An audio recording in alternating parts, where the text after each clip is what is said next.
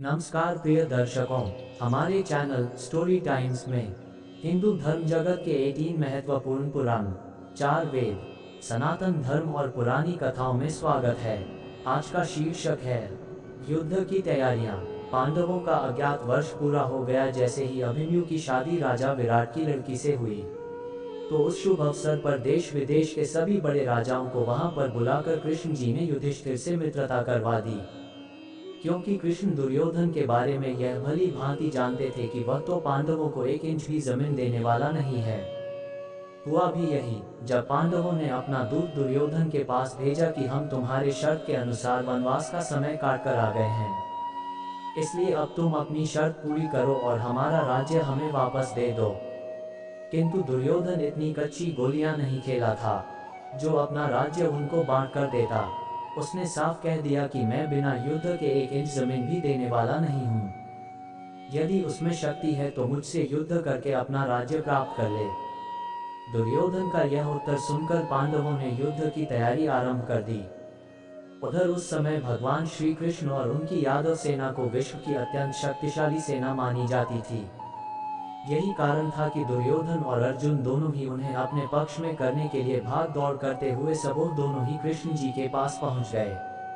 उस समय कृष्ण जी सो रहे थे। दुर्योधन पहले पहुंचकर उनके सिर की ओर बैठ गया, अर्जुन उनके पांव की ओर बैठा। जैसे ही कृष्ण जी की आंख खुली तो उन्होंने सबसे पहले अर्जुन को देखा और पूछा, कहो अर्जुन, आज कैसे आना हुआ? प्रभु, आप जानते हैं कि हम पर युद्ध लादा गया है, ऐसे में मैं आपकी सहायता लेने के लिए आया हूँ।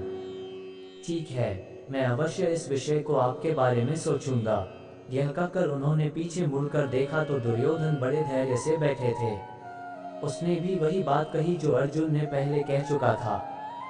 कृष्ण जी ने उन दोनों से, देखो मेरे लिए तुम दोनों ही एक समान हो, इसलिए मैं यह सलाह देता हूँ कि एक ओर तो मेरी विशाल यादव सेना है जिनकी संख्या लाखों में है, और दूसरी ओर मैं अकेला जो युद्ध में शस्त्र नहीं उठाऊंगा बल्कि सारथी बनूंगा। आप दोनों में से पहले दुर्योधन को यह अधिकार है कि वह कुछ भी मांग ले। प्रभु, मुझे तो अपनी सारी सेना दे दो। दुर्योधन बोला, ठीक है, अब मैं अर्जुन का सारथी बनकर युद्ध में रहूंगा। युद्ध की तैयारियां बहुत जोर शोर से आरंभ हो गई थी।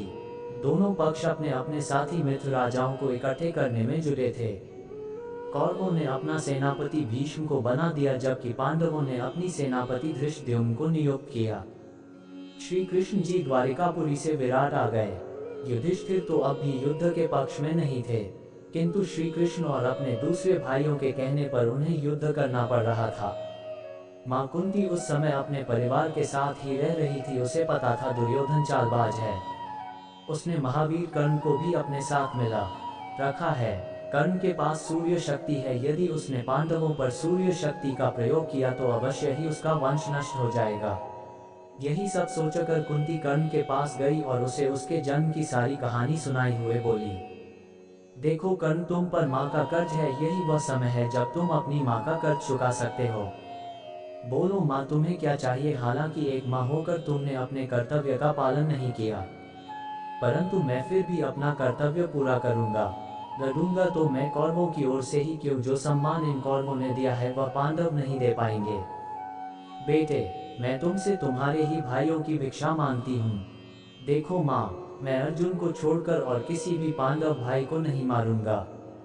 इस प्रकार यदि अर्जुन मर जाए अथवा उसके हाथों में मर जाऊं तो भी तुम्हारे 5 बेटे जीवित रहेंगे। 5 पांडव ही इतिहास में अमर हैं, वही अमर रहेंगे।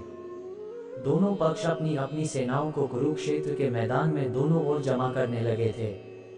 कौरव सेनापति भीष्म जी ने दुर्योधन से यह बात स्पष्ट कर दी थी कि मैं पांडवों में से किसी एक को भी जान से नहीं मारूंगा। हाँ, पांडव सेना का वध करने में कोई भी कमी नहीं रखूंगा। उसी समय व्यास जी हस्तिनापुर आए तो युद्ध की तैयारियां देख बहुत दुखी हुए। दोस्तों, कहानी अच्छी लगी तो सब्सक्राइब कर दें और नेक्स्ट वीडियो के लिए बेल आइकन को दबा दें। धन्यवाद।